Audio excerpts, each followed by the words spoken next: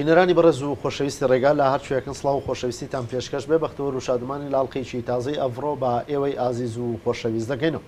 خۆشەویستانم لە ئەڤڕۆدا هەر ڕۆژە و هەڵوەستە لاسەر بابستێکی پەیوەست بە ڕۆژەوە دەکەین. بۆ ئەمڕۆ هەڵوەستە لاسەر قوڵبوونەوەی شەڕ و پێکدادانەکان و هێرشی دەوڵەتی تورک بۆ سەر باکووری کوردستان دەکەین. ئەو هێرشەی کە بە پاساوی بێبنەما و زۆر جاریش بە پاساوی هەمەچەشنە دەوڵەتی تورکیا خستوێتە سەر باکووری کوردستان و ڕۆژانە لە شار و شارۆچکەکانی باکووری کوردستان هاتوچۆ یا خەدەغەی هاتوچۆ و هێرش بۆ سەر هاوڵاتیانی سڤیل بە مەبەستی پاکتاوکردن یا بە هەر شێوەیەک لە شێوەکان و بە هەر مەبەستێکەوە بێ هێرش ئەنجام دەدرێت. ئەم هێرشە کاردانەوەی لێکەوتۆتەوە هەم لەلایەن پارتی کرێکەرانی کوردستان پەکەکە و هەم لەلایەن پارتی دیموکراتی گەلان هەدەپەوە. تاوەکو ئێستاکە ئەو کێشە و جیرروگرفتانەی کە لە باکووری کوردستاندا هەن وەکو ئاماژەمان پێکرد ڕۆژ لە دوا ڕۆژ لا قوڵبوونەوەدان. ئایا چارەسەر بۆ ئەم کێشە و جیرروگرفتانە چین؟ پارتی دیموکراتی گەلان کا لە نێو پەرلەمانی تورکیاشدا بوونی هەیە بە نزیک بە 60 کورسی چۆن دەتوانێت کار و چاڵاکیەکانی لەوێدا کاری مەدەنیانە ئەنجام داتنەوە ئەم هێرشانەی دەوڵەتی تورک بۆ سەر باکووری کوردستان ڕابگرێ لە بەرامبەردا ئەوەی کە بینیمان لە ڕابردوودا ئەندامی دەستەی سەرۆکایەتی کۆمەڵجڤاکن کوردستان قەڕەیەڵان ئاماژە بۆ کردووە کە بێدەنگ نابن لە ئاست هێرشەکانی دەوڵەت تورکیا بۆ سەر هاوڵاتیانی باکووری کوردستان. ئەوەی کە هەیە تاوەکو ئێستاکە بەهۆی ئۆپەراسیۆنەکانی تورکیاوە لە شار و شارۆچکەکان لە باکووری کوردستاندا قەدەغەی هاتوچۆ ڕاگەندرا و لە ئاکامی بۆردمانەکانشدا دەیان هاوڵاتی مەدەنی کوژراو. بۆ مەبەستا گفتوگۆ دەکەین لەگەڵ میوانە بەڕێزەکانم هەر یەک لا بەڕێز بورهان ڕەئوف نووسەر و چاودێر و لە ستۆدیۆکانمان لە شاری سلێمانی بە بێگومان زۆر بەخێربن کاک بورهان و لە ستۆدیۆش لە تەکما بەڕێز ڕۆزا تاتانی چاودێری سیاسی لەگەڵمدایە زۆر بەخێربن جەنابیشتان. کاک بورهان لە دەستپێکدا دێمە لای بەڕێستان و پرسیارەوەیە کە تاوەکو ئێستاکە مەبەستی هێرشەکانی تورکیا چییە بۆ سەر شار و شارۆچکەکانی باکووری کوردستان ئەوەی کە لە ڕابردوودا ئەنجام درراوە لە ئێستادا درێژەی هەیە؟ بەڵێ زۆر سپاس بۆ ئێوە سەڵاو بۆ بینەرانی کەناڵی ڕێگای خۆشەویست و سەڵاو بۆ میوانە بەڕێزەکەشت. بێگومان ئەو بارودۆخەیکەوە لە باکووری کوردستان هاتووەتە پێشەوە ئەو گۆڕانکاریتە تەوراتانی کە لە ناوچەکەدا ڕوویداوە کاردانەوەیەوە وەڵامی خەڵکی باکووری کوردستانە بەرامبەر ئەو جەور و ستەم و زۆرەی کە لە 100 ساڵی ڕابردوودا بەرامبەر بە خەڵکی باکووری کوردستان کە گەورەترین پارچەی کوردستانەوە بە کوردستانی مەرکەزی و ناوەندی ناسراوە لای هەمومان کە بەر گەورەترین شاڵاوی زوڵم و زۆر و ڕاگواستن و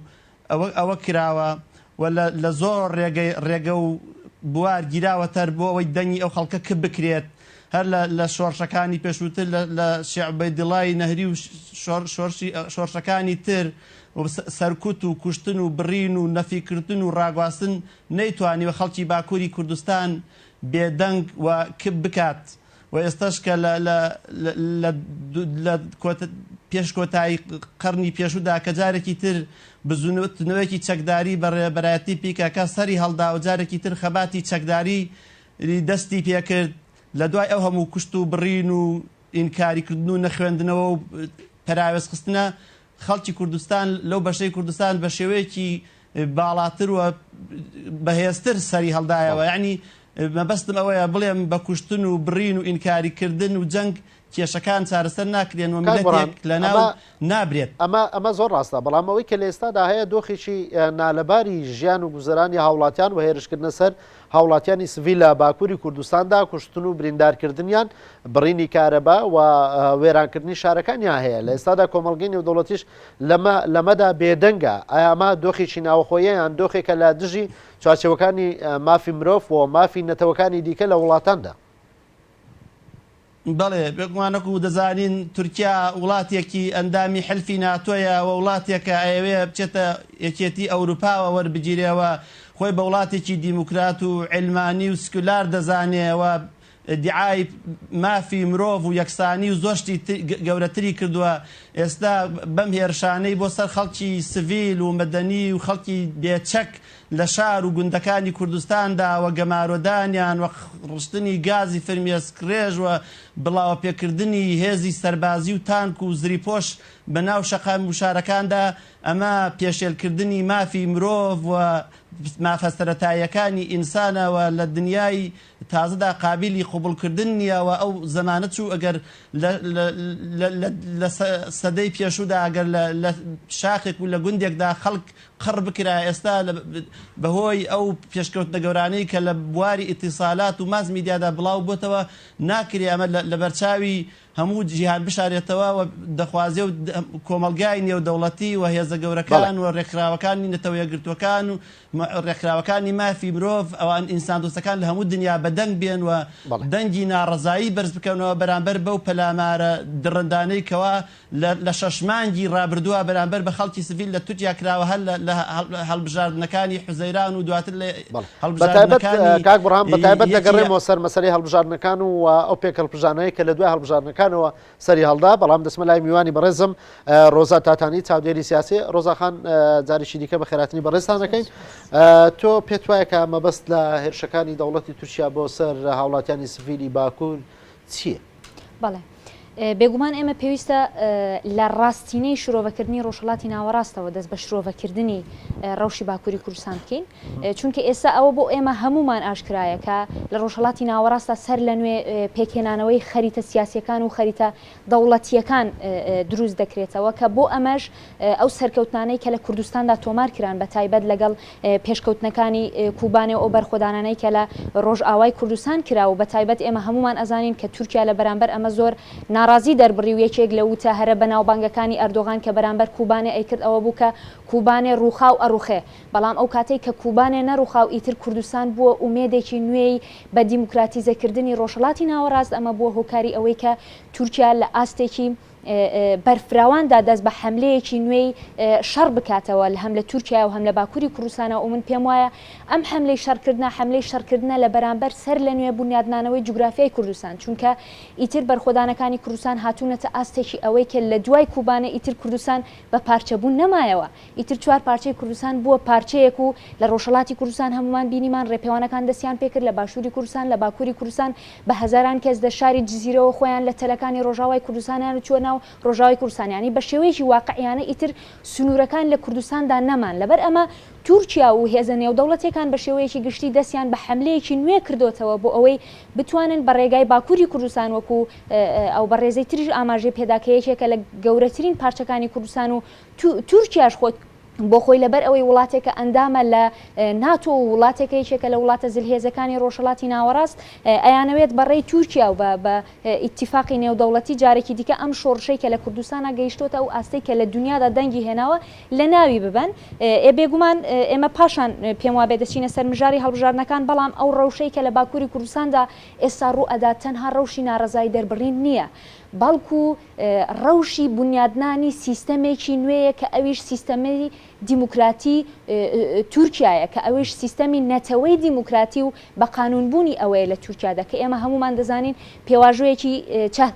چارەسەری لە باکووری کوردستانە دەستی پێکرد بوو کە ئەم پێواژوەیە بێگومان هەمومان بینیمان لەلایەن ئاکەپەوە بەرەو شەڕ واڵگێڕدرا کە ئێمە ناشتوانین بڵێ پێواژوەی چارەسەری بوو پێواژەی هەوڵدان بوو بەرەو چارەسەری بەڵام ئێمە بینیمان کە لە دوای هەڵبژاردنەکان و لە پێش هەڵبژاردنەکانیش کە ئەو تەقینەوانەی ئەنقەرە و ئامەد و ئورفا کە هەمووی لەسەر یەک هات ئەمانە هەمووی وەڵامێک بوو بۆ پێواژوی چارەسەری و هەڕەشەیەک بوون بارودۆخە پێشکەوتنەی کورد لە ڕۆژهەڵاتی ناوەڕاست لە باشوور لە ڕۆژاوا لە باکوور ئەوە بۆتە هۆکاری ئەوەی کە دەوڵەتی تورکیا هێرشەکانی پەرە پێ بداتنەوە بە تایبەتیش بەسەر هاوڵاتیانی سڤیل بەڵێ بێگومان ئەمە کێشەیەکە کێشەی کووردە لە سەر لە نوێ ئاواکردنەوەی ڕۆژهەڵاتی ناوەڕاستە و ئێستا تورکیا کودەتایەک ئەکات لە بەرامبەر پێشکەوتنی هێزی سیاسی کورد لە ڕۆژهەڵاتی ناوەڕاستە تەنها مەسلەیەک نییە کە گرێدراوی ڕەوشی سیاسی باکووری کوردستان بێت چونکە باکووری کوردستان لە ڕابردووە و لە ئێستاشە هەمیشە ئەگەر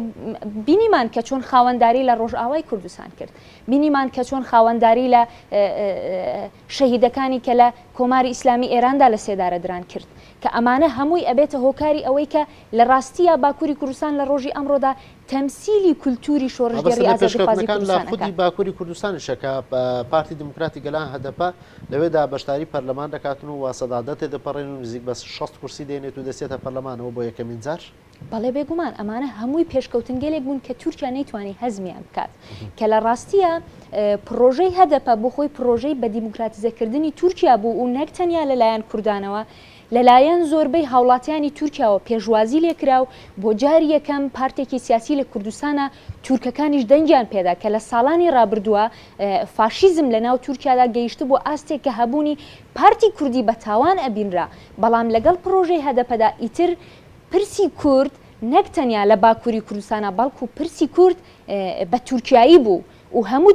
تورکیاش هەوڵی ئەدا بۆ چارەسەرکردنی بۆیە ئاکەپە حملەیەکی دەست پێ کرد لە بەرامبەر ئەم سەرکەوتنانی گەلی کورد. زۆر باش دەگەڕێن لای بەڕستان بۆەوەی کە ئەو حملەیە تا چەند سەرکەوتوو دەبێت لەگە بارودۆخی ئێستا چۆن دێتەوە وە کۆمەڵگەی نێودەوڵەتی چۆن تێڕوانی بۆ ئەم دۆخە دەبێت. بەڕست بورهان ڕەوف پرسیارێک ماڕاستی بەڕست کرد بە تایبەت لە دوای هەڵبژارنەکانی یەکەمی پەرلەمانی تورکیا کە لەوێدا پارتی دموکراتی گەلا هەدەپ توانی بربەستی سەدادە تێپەڕێنێتەوە بە ڕێژەیەکی باش بچێتە نێو پەرلەمانی تورکیاوە و ئەم تەوقە مێژووی و دێرینە تێک بشتێنێ و ئەم دیوارە بڕوخێنێکە تاوەکو ئێستاکە نەتواندرا بوو پارتی کوردی و پارتیشی دیموکراتی گەلان بچێتە ناو پەرلەمانی تورکیا بەڵام دەبینین لە دوای سەرکەوتنەکەی هەدەپەوە لە تورکیا پشێوی دێتەکایەوە و بەتابەتیش لەلایەن حزبی حکومڕانەوە کە ئاک پارتیە یان ئەکەپەیە. تۆ ئەمە بە هۆکار دەزانی بە ئەو سەرکەوتنانەی هەدەپا بە هۆکار دەزانی یا ئەو پێشکەوتنانەی ناوچەکە هۆکاری دیکەن بۆ ئەم هێرشانەی دەوڵەتی تورکیا بۆ سەر باکووری کوردستان. بەڵێ بێگومان گۆڕانکاریەکانی ناوچەکە ئەوەی کەوا لە ڕۆژهەڵاتی ناوەڕاستە بەگشتی ڕوویداوە لە سووریا و لە عێراق و لە تورکیاشە هەمووی کاریگەری هەیە لەسەر ئەوە بەڵام سەرکەوتنەکانی ڕۆژئاوای کوردستان و نزیکەی زیاتر لە 500 کیلۆمەتر لایەن هێزە کوردیەکانەوە کەەوە ئیسە فەرمانڕەوایی دەکرێەوە ئەو سەرکەوتنە گەورانەوە کە بە باڵێکی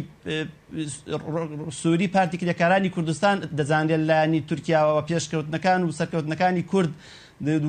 تەلاقدانی ئاک پارتی لەلایەن دەنگدەری کوردەوە جیابوونەوەی دەنگ و بەرەی کورد لە هەڵبژاردنەکاندا ئاک پارتی و ئەردۆغان و داودۆغڵی زۆر نیگەران کردووە ئەوە بوو ئەنجامی ئەو هەڵبژاردنە بینیمان چیان لێ کردووە نەیانویست حکوومەتێکی ئائتلافی پێک بهێنن و دواتر انتخاباتی پێشوەختیان ئەنجامداوە لە کاتی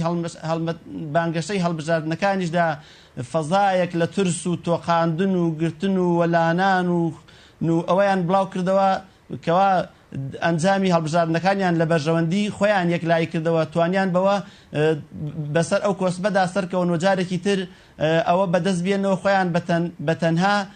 حکوومەت لە تورکیا پێک بێنن و بەمەش کار لەسەر دەنگی مەهاپا ئەو حیزبە ڕەگەسپەرسەی تورک بکەن و ئەوانە بەلای خۆیانە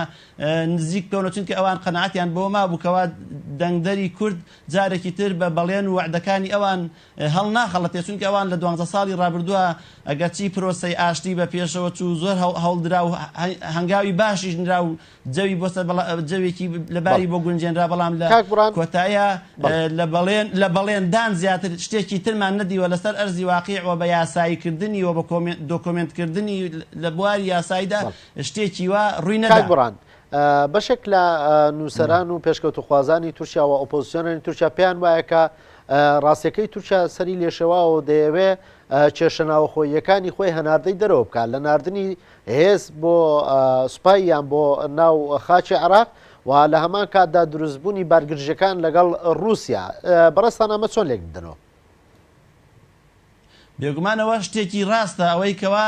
تورکیا ئەیکات و ئەمەی کەوا ئەوان کە بەڵێنیان بە دەنگدەری تورکدا بوو لە بانگەشەی هەڵبژاردنەکاندا ئاک پارتی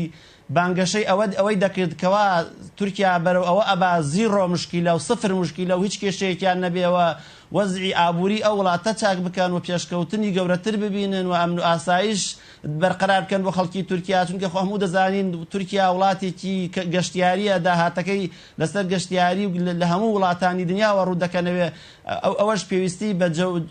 کەشوهەوایەکی ئارام و سەقامگیر و ئاشتی هەیە بۆەوەی ئابووری ئەو وڵاتە گەشە بکات بەڵام ئێستا ئەو هاتووە پرۆسەی ئاشتی وەلاوە ناوە وەجارێکی تر سوپا و هێزە سەربازیەکانی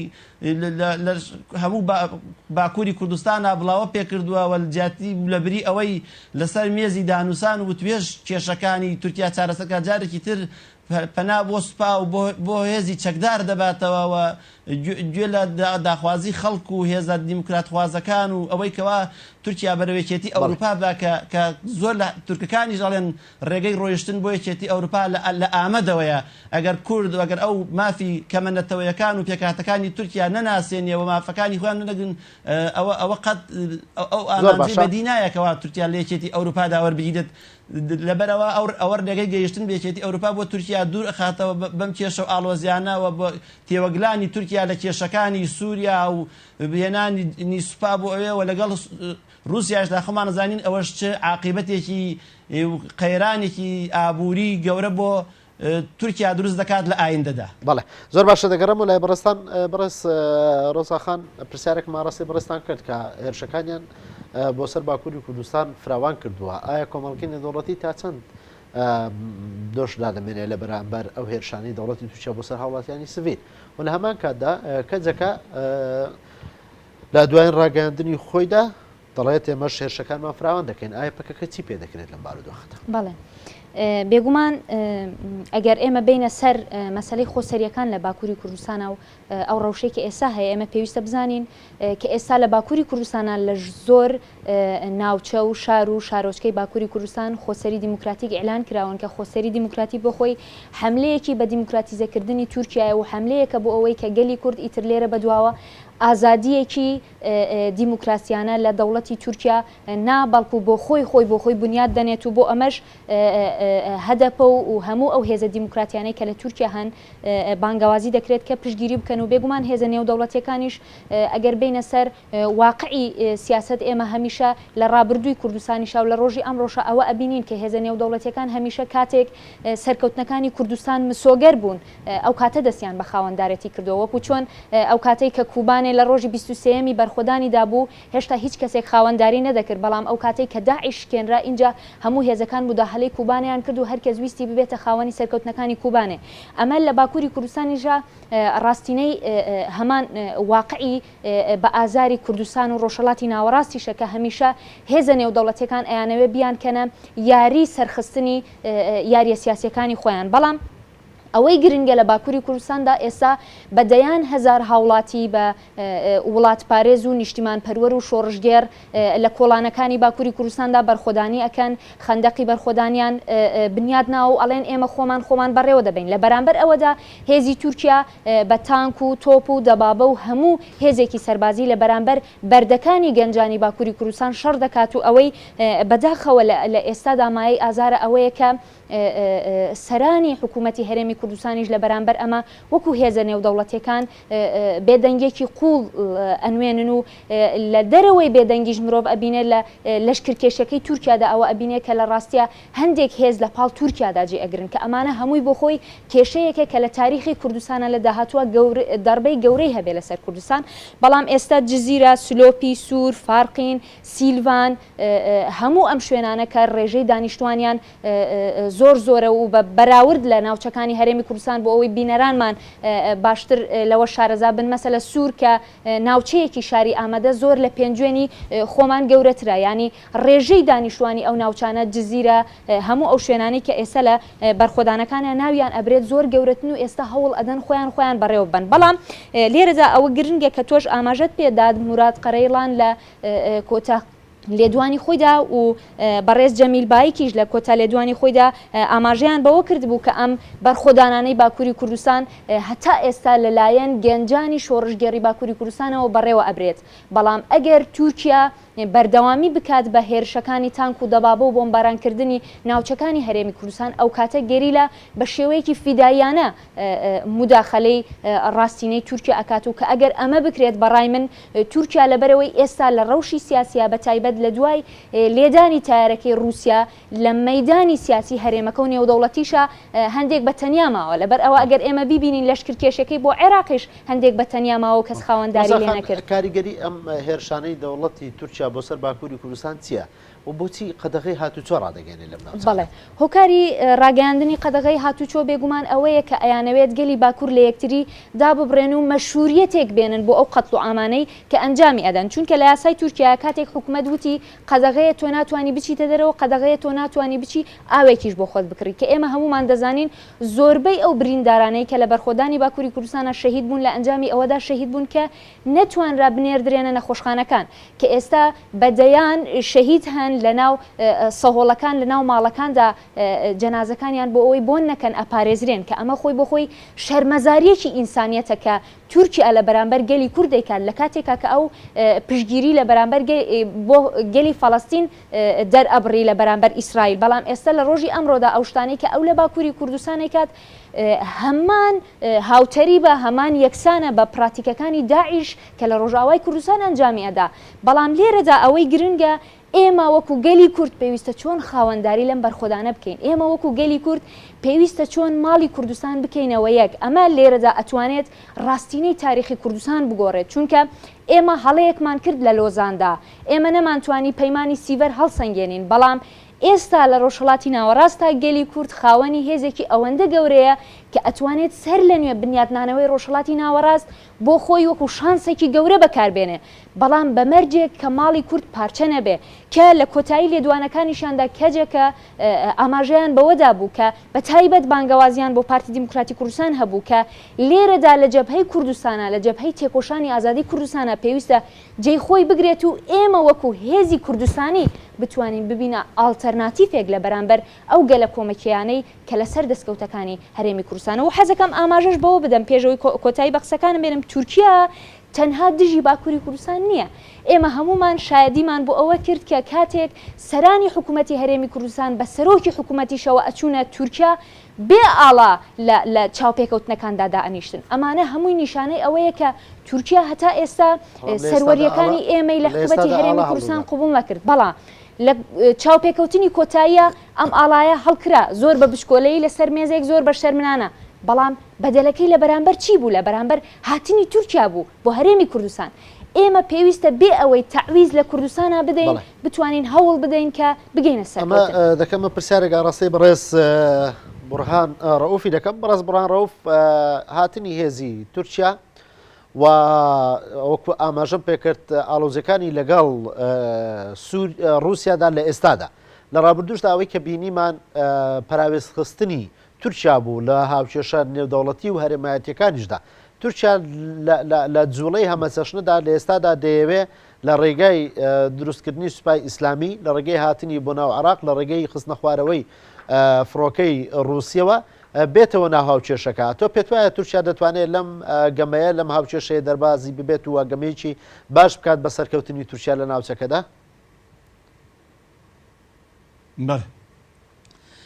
ئەوەی کە تورکیا بینیمان لە چەند ڕۆژی ڕابردوودا هێزەکانی هاتە ناو خاکی عێراقەوە سەروەری خاکی عێراقیشکانۆکو لەسەر زاری سەرۆک کۆمار بەڕێز سەرۆک کۆمار و سەرۆک وەزیرانی عێراقەوە ئیدانەکرا و نیگەرانی خۆیان دەربڕی و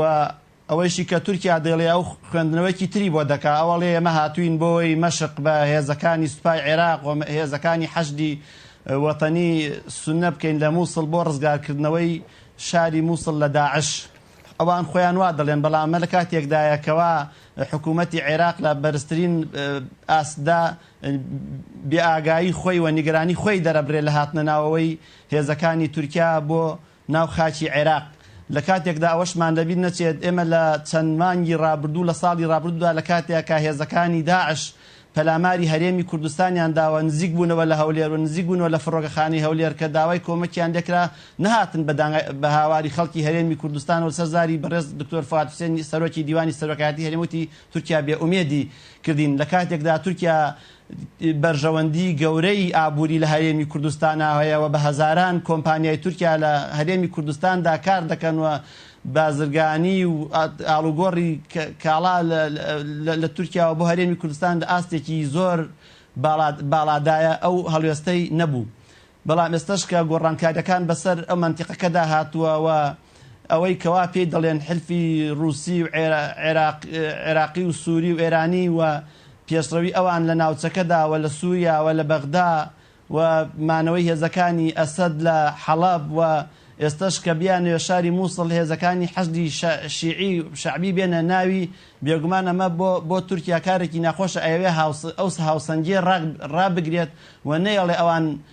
ئەوان بێنە شیعە بێتە ناوی وەگەر حاڵەتی جوا بێت بچێتە ناو مووسڵەوە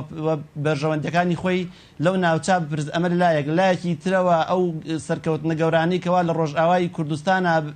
بەدی هاتوون وەچی پێشەوەکانی هێزەکانی پێکە لە شنگال ئەوێ ئەوەش نەبینی و ئەوەش لەگەڵ باشوور و لەگەڵ ڕۆژئاوادا ئەو بێگەیشتن یەکێتیە نەمێنیایەوێ هاوسەنگی هێزەکان بەو شێوە پارێزێت. بەڵێ کەواتە تورکیا دەتوانێت لە مامەڵەکەدا لە هاوچێشەکەدا گەمەی خۆی بکات و بەردەوام بێت لەسەر ئەو گەمەیە کۆمەڵگەی نێودەوڵەتی بە پێوەری خۆی هەڵسەنگاندن بۆ تورکیا دەکات و بەشداری پێدەکات لە هاوچێشەکاندا. بەڵێ بەڕوویەکی تریشدا ئەوێ ئەوەی ئێستاش کەوا ڕووداوەکان و ناکۆچەکان لەگەڵ رووسیادا گەیوەتە حاڵەتێکی بەریەکەوتن و دوای کەوتنە خوارەوەی فڕۆکەی رووسیا و توندبوونی ناکۆچیەکان و ئەوەی کەوا حکوومەتی رووسیا زۆر هەنگاوی عقوبەی ئابڵوقەی ئابووری و عقد و بۆ دوشتی لەگەڵ تورکەکاندا وەستاند و ئەوێت تۆزێک وجهەت نەزەری خۆیان بەرەو عێراق بگۆڕن و لە سووریای دوور بخەنەوە ئەمەش خۆلادانە لە رووسیا و ئەوێ بەلایەکی ترا بەرەو عێراق مەجرای هێزەکانی و معادلەکە بگۆڕێت. بەڵێ زۆر سپاس دەگەڕێم وەلای بەڕستان بەرز ڕۆزاخ ئەوەی کە باسە لێرەدا خەباتی هەدەپەیانی لە ئێستادا لە بارودۆخێکی قورسی خەباتی مەدەنی پەرلەمانیدا ئایا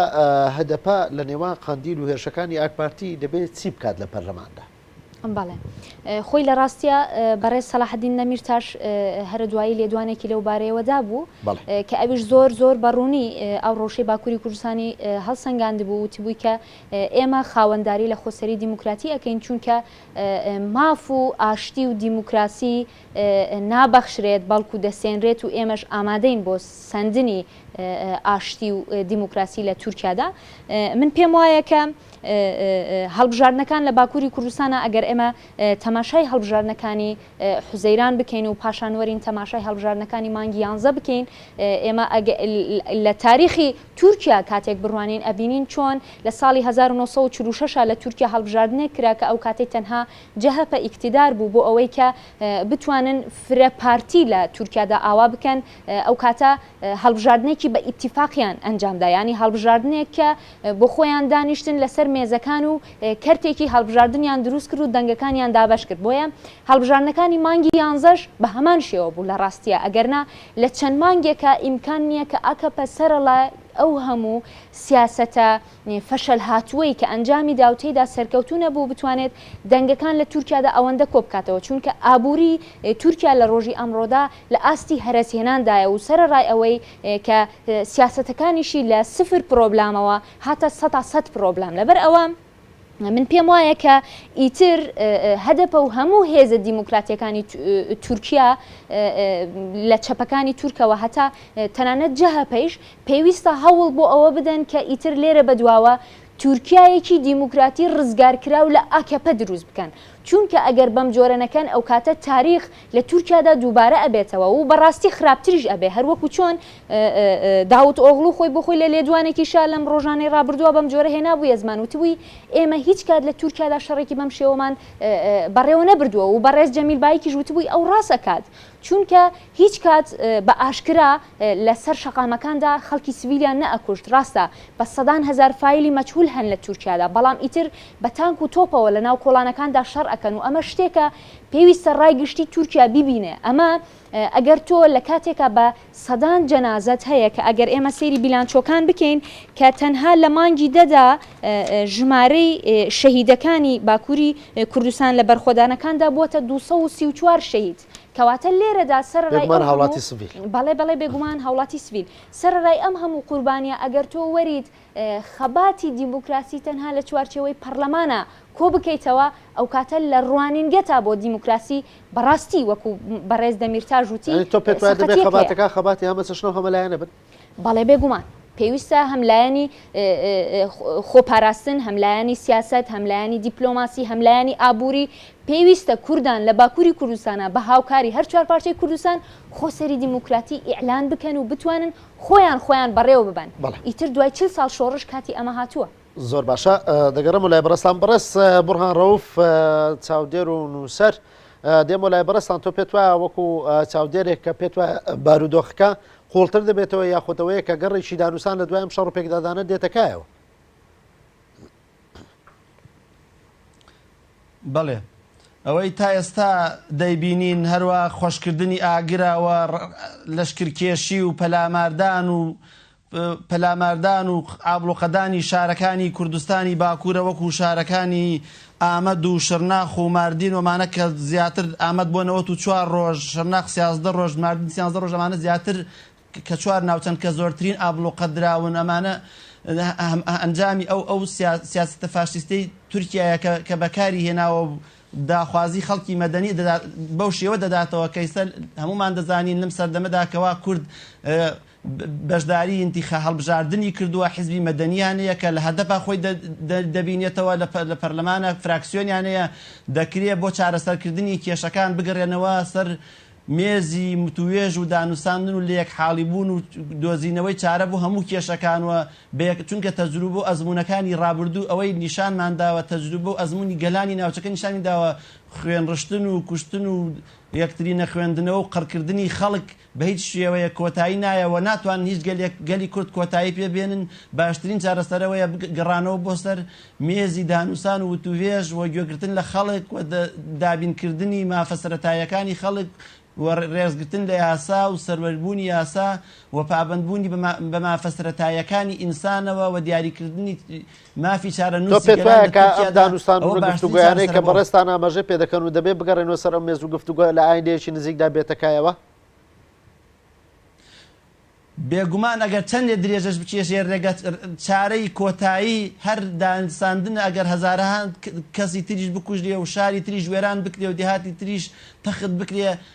ئەوان بە هیچ بەو ئەنجامانەی ناگەن بیانەوە گەلی کورد کۆتایی پێبهێنن پێبێن چونکە ئەوان لە ئیسرائیل و لە وڵاتەکانی تریان پێ ناکرێ حەزەکەم باس قسێکی دکتۆر ئیسماعیل بێشکچی بکەم ئەڵێ تورک ئەگەر سەیری تورک و ئیسرائیل بکەین ئیسرائیل کە ئەرزی عەرەب دەسێنێ ناڵێ عەرەب نەتەوە نییە بەڵام کە لە تورکیا ئەرزەکەش داگیر دەکا ئەڵێن تورکی جەبەڵی قەنەعەت بۆش ناکەن کە میلەتێکەیە لە ڕابردووە ناوی کورد بێت کە بەڵام ئێستا ئەوە لە ڕابردووترا بۆ تەبعەن ئێستا گۆڕانکاری بەسەر هاتووە ئێستا خۆ چەند خولی دانیشتنی ئاشتیدا ئەوە پێشکەوتنی گەورەی بەخۆیەوە بینیوە لە ڕابردووەوە هەنگاوی تریژ نراوە تەلەڤیزۆن و ڕۆژنامەی کوردی هەیە ئێستا زۆر شت کراوە بەڵام زیاتر پێویستە پابندبوون بەو بنەمانەوە و ڕێزگرتن لە ئیرادەی خەڵکی کورد و میلەتەکانی تریژ وەکو ئەرمەنوانی کە لە تورکیادا هەن چونکە لە ڕابردووە تەجروبەی زۆر خوێناویتر لەمە ئێستاوە زۆر قڕکردن و بێسەر و شوێنکردن و گواستنەوەی بە کۆمەڵ لەم سەری تورکیا بۆ ئەو زەر ئەوانە هیچیان نەیانتوانی کۆتایی بەم کێشانە بێنن و بەڵکو ئێستا لە ئێستادا بە شێوەیەکی بەهێزتر و ڕێکخراوتر هاتوورتە ئاراوەوە سەرکەوتن هەر بۆ خەباتی گەلانە و شادبوونی خەڵکە بە مافەڕەواکانی خۆی و زەبر و زەنگ لە هیچ شوێ لەم دنیادا نەیتوانیوە خەڵک کپ و کپ بکات و بێدەنجی بکات و خەڵک زیاتر سوورەکات لەسەر مافەڕەواکانی خۆی. بەڵێ کاک بورهان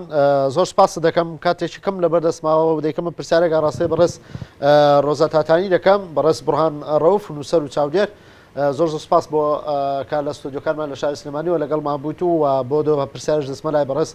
ڕۆزە تاتانی چاودێری سیاسی. ڕۆزە خان هەمان ئەو پرسیارێکە گفتوگۆمان کرد لەگەڵ بەڕێز کاک بورهانە تۆ پێت وایە کە ئەم بارودۆخە قوڵ دەبێتەوە و تەشەنە دەسەنێ و دوجار ئیرادەی گەلسەر دەکەوێت یاخۆت جارێکی دیکەش هەر بە گفتوگۆ و بەهێنانە پێشەوەی پرۆسەی ئاشتی جارێکی دیکە دێتە پێشەوە بە گفتوگۆ ئەم کێشانە چارەسەر دەکرێت. بێگومان من پێم وایە نیقاشکردنیان گفتوگۆکردن لەسەر پرسی ئاشتیان مێزی کۆبوونەوەی ئاشتی خوازان لە تورکیادا ئێستا پرسێکی مردووە چونکە هەتا قانونەکانی دەوڵەتی تورکیا نەگۆڕێت هەتا تورکیا بە شێوەیەکی ئاشکرا احتراف بە هەبوونی پرسی کورد نەکات و هەتا یاسای تیرۆر نەگۆڕێت و تورکیا پەکێکە وەکو هێزێکی ئیتیفاقی سەرەکی نەبینێت و هەتا زیندانی ئیمرالی دانەخرێت و بەڕێز ئۆجەلان وەکو متەفیکێکی ئەساسی نەبینرێت ئەو کاتە لە ڕابردوشدا بێگومان من ئەتوانم بڵێم هەوڵ درا بکرێت بەڵام ئەم هەوڵانە بە هیچ شتێک قانونی نەبوون لە کاتێکا کە بەڕێز ئۆجەلان لە چاوپێکەوتنەکانە زۆر هەوڵی بۆ ئەوەدا کە ئەم چاوپێکەوتنانە ببێتە قانونی بەڵام ئیتر چاوپێکەوتنێک ئەگەر هەبێت پێویستە لەو دی و پەردەی تورکیا بێت قوڵتر دەبێتەوە ئەم کێشانە بەڵێ بێگومان قوڵتر دەبێتەوە من پێم وایە هەتا تورکیا نەگۆڕێت قانونەکانی نەگۆڕێن پرسی تیرۆر نەهێڵدرێت لە تورکیادا اینجا ئەتوانرێت جارێکی تێک باسی لە مێزێکی گفتوگۆ بکەین و لە کۆتاییدا ئەمەوێت ئەوە بڵێم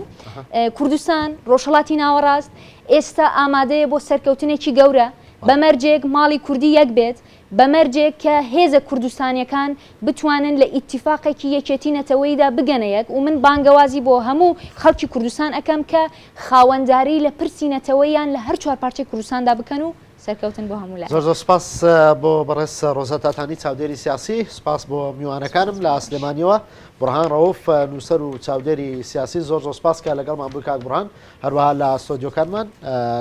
لە ڕۆژە تاتانی چاودێری سیاسی جارێکی دیکە سپاس بۆ بەڕستا بینەرانی بەڕێز و خۆشەویست لە دەمی ڕابردوودا بەردەوامی هێرشەکانی سوپای تورکیا لە باکووری کوردستان کە تەوەری ئەمڕۆی گفتوگۆمان بوو پێشکەشیەوەی عزیز و خۆشەویستمان کرد و گفتوگۆمان لەم بارەیەوە کرد تاڵخەیەکی دیکەی ئەڤڕۆ پێتان شاد دەبینەوە بەختەوەر بن.